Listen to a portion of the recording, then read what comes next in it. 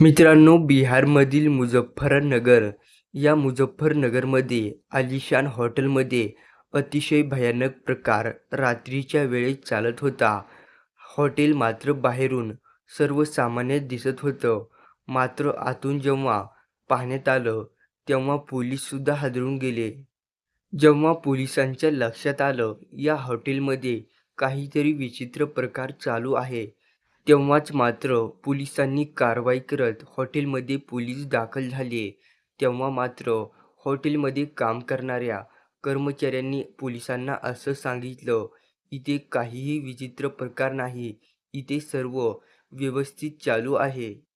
जेव्हा पोलिसांनी हॉटेलमधील एकामागं एक खोल्या तपासायला सुरू केल्या, तेव्हा अतिशय भयानक प्रकार समोर आला.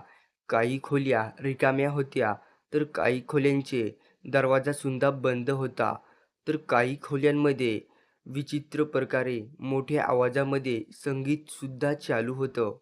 जेव्हा पोलिसांनी हॉटेलच्या काही रूमचा दरवाजा उघडला, तेव्हा पोलीससुद्धा हादरून गेले. कारण 8 तरुण आणि 1 तरुणी मद्यधुंद अवस्थेमध्ये सापडले. या 8 तरुणाला आणि एका तरुणीला पोलिसांनी ताब्यातसुद्धा घेतलं. या घटनेने संपूर्ण देशभरामध्ये चर्चेचा विषय सुरू आहे.